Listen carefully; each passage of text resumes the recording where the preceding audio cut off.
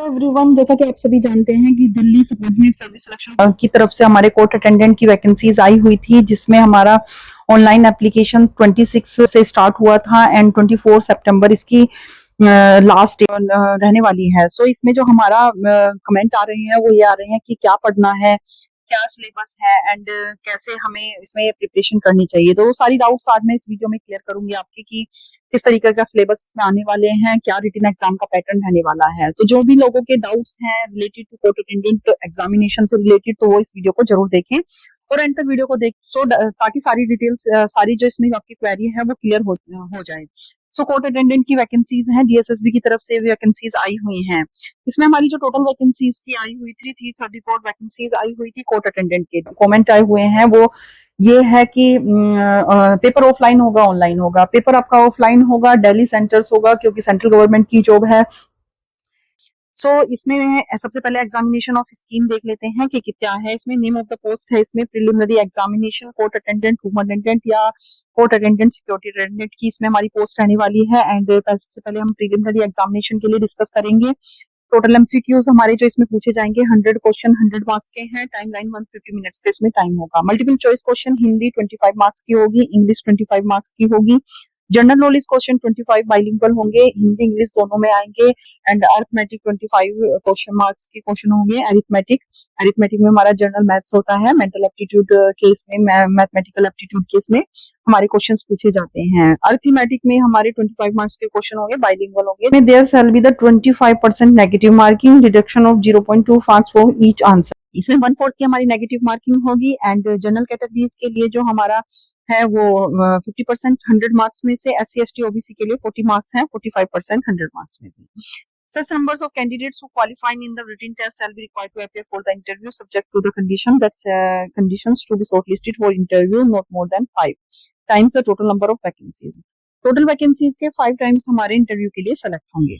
Interview tyre 2 में हमारे 15 marks का टोटल का होगा। There will be no minimum qualifying marks in the interview. ठीक है, इंटरव्यू आपको टोटल क्लियर करना है। उसके बाद बताएं minimum qualifying marks for tyre 1 MCQs के लिए। जनरल कैटेगरी के लिए 50% पर पासिंग है, 45% है हमारे SC ST OBC and ESM के लिए। टायर 2 में इंटरव्यू होगा। There will be no minimum qualifying, ये भी बताया है। Each MCQ will carry 1 mark and negative marking 0.25। आपका रिटन एग्जाम हो जाएगा, देन उसके बाद आपको इंटरव्यू में बुलाया जाएगा। The final merit list will be basis of marks obtained on MCQ test and interview. Final interview के बाद आपकी फाइनल मेरिट लिस्ट रेडी की जाएगी एंड उसके बाद आपको आपका इंटरव्यू जो दोनों हमारे basis interview and written exam के बेसिस पे रेडी की जाएगी। DSSB reserve the right to change admission schemes required any time.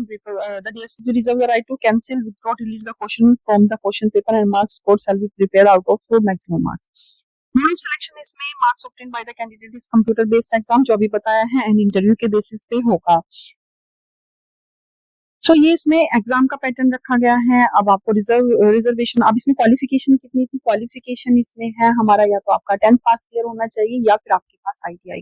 कुछ लोगों के कमेंट आए थे कि 10th पास या ITI होना जरूरी है। नहीं, आपके पास अगर 10th पास है तो आप इस फॉर्म के लिए अप्लाई कर सकते हैं। ITI है तो भी आप इसके लिए अप्लाई कर सकते हैं। दोनों ही कंडीशन में आप इसको अप्लाई कर सकते हैं क्योंकि ये पहले ही मैंने आपको बता दिया था कि इसमें हमारा ITI एंड 10th स्टैंडर्ड है। यहाँ पे आपको लिखा हुआ है कि या तो आपका 10th स्टैंडर्ड क्लियर होना चाहिए या फिर आपके पास ITI की डिग्री है, तो भी आप इसके लिए दोनों ही कंडीशन में आप इसके लिए एलिजिबल हैं। कुछ के हमारे कैंडिडेट्स के रिलेटेड टू एज में भी हमारा डाउट्स था कि कितनी एज है। तो इसमें एज आपकी 18 से 27 से ज्यादा नहीं होनी चाहिए, बट जिनकी 27 है वो भी अप्लाई कर सकते हैं। To discuss about the Hindi English में आपको क्या पढ़ना है, जनरल नॉलेज में क्या है। 25 क्वेश्चंस इसमें हमारे आएंगे। सो इसमें बेसिकली मैं आपको बता देती हूँ कि ये हमारी 10th स्टैंडर्ड से हमारी के लिए वैकेंसीज हैं। तो सो इसमें हमारा कोई ज्यादा ब्रॉडली सिलेबस नहीं आना है, बस आपको 10th स्टैंडर्ड तक का ही पढ़ना है। हिंदी में आपका जैसे थोड़ी ग्रामर हो गई, कॉम्प्रीहेंशन हो गया, उसके बाद इंग्लिश में आपकी ग्रामर है, कॉम्प्रीहेंशन है एंड यही आपको यहाँ इसमें रिवाइज करना है। जनरल नॉलेज आपको लूसेंट जनरल नॉलेज में से भी आप जीके कवर हो जाएगी आपकी। एंड बाइलिंगुअल होगा, हिंदी इंग्लिश दोनों में होगा। एंड अरिथमेटिक में आपका मेंटल एप्टीट्यूड होता है जिसमें जनरल क्वेश्चंस ऑफ मैथ्स के पूछे जाते हैं। सो इसमें यही सिलेबस है, कोई ज्यादा लंबा प्रोसीजर नहीं है क्योंकि क्वालिफिकेशन के अकॉर्डिंग ही पेपर सेट किया जाता है। 10th स्टैंडर्ड है तो 10th स्टैंडर्ड तक का ही सिलेबस आएगा।